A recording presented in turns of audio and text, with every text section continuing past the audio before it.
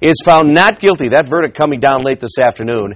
Fox 9's Tom Lydon joins us with those details. And Jeff, not only a handcuffed suspect, but one cornered in a holding cell. This was not a jury trial. It was up to Judge Gary Bastian, who in the end bought the cop side of the story. Despite evidence of a real personal grudge between cop and suspect, Judge Bastian said there was one thing lacking in this case: intent to do harm. It happened a year and a half ago in a holding cell of the Ramsey County Jail. That's where St. Paul police brought Luke Prescott, a 29-year-old with a history of run-ins with the law. But the law was about to get very personal. That's because Prescott was arrested with the 17-year-old stepdaughter of a St. Paul cop, Scott Wendel. Wendell had suspected Prescott of providing his stepdaughter with methamphetamine. Wendell, off duty at the time, walked in alone to that small holding cell with Prescott, allegedly to tell him to stay away from his family. Then officers heard screaming and found Prescott on the floor in a pool of blood. Prescott, who was handcuffed at the time, said Wendell had smashed his head into a wall.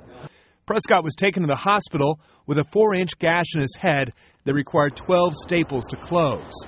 It was the cop who was charged with third-degree assault. The case moved to Hennepin County, where today a judge found Scott Wendel not guilty, saying Prescott's testimony wasn't credible, that he had lied on the stand. The judge said prosecutors never proved Wendell intended to assault Prescott. The judge found it was equally plausible Wendell was trying to turn Prescott towards him when Prescott simply lost his balance and slipped and struck his head on the floor.